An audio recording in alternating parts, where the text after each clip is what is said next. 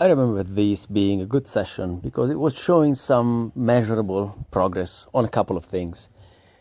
Kicked off the intensity with the usual AMRAP push-up set, where I wasn't really going too much higher in reps than I was previously. I think I was staying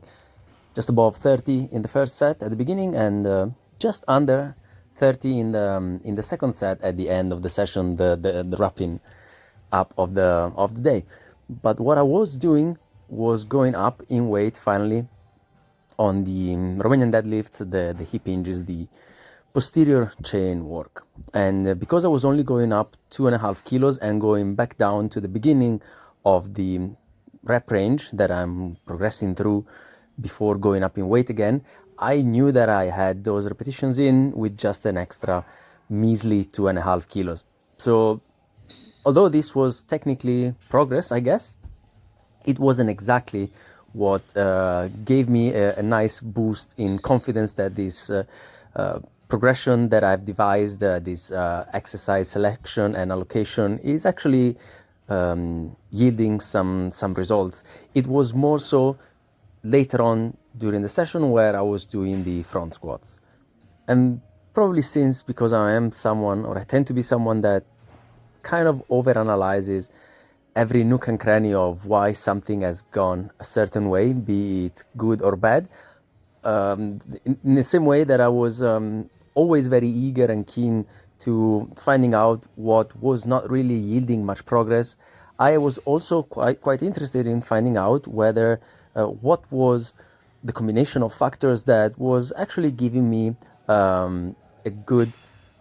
progress within this particular session. Not that in the previous ones I wasn't really progressing much, but I had a few weeks ago, I think it was a month ago or so, a day during this very session where the front squats weren't really giving me the same bang for the buck that I was expecting, and the performance kind of took a sizable dip between a couple of sessions, and then it went back up. And while I do realize that progress is not really something that follows a linear path, that it undulates above and below what my expectations are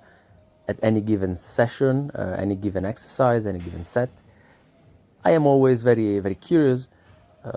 and I expect to be able to find the details that kind of give me an idea of where things are going and the pace that they are taking, basically.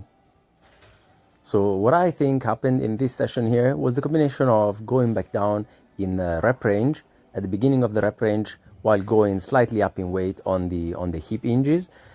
staying kind of in the same rep range of the tricep extensions, which was just an isolation movement. I think I was putting an extra rep with 25 kilos on the first set, and I will be getting another session where I am using the same weight before I move up in weight on that as well. And going towards the front squats, they will be coming up just after this set of tricep work. I was going up in repetitions on those as well. And because these front squats are probably the only exercise that has been giving me kind of an uneven progress over the last month or so, I was very curious as to seeing whether being able to progress slightly on those was somewhat connected to the fact that I had been manipulating the intensity and the volume on the other exercises, and that probably was giving me enough energy in the tanks that I could do a bit higher weight on one exercise and a bit higher reps on the others.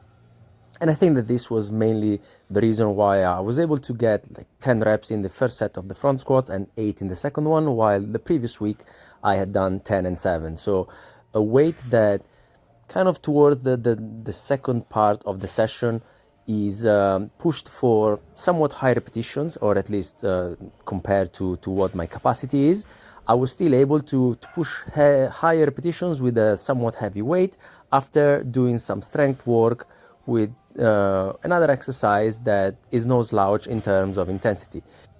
So what this analysis, let's call it, is leading me towards is probably the fact that not always am I able to have the right amount of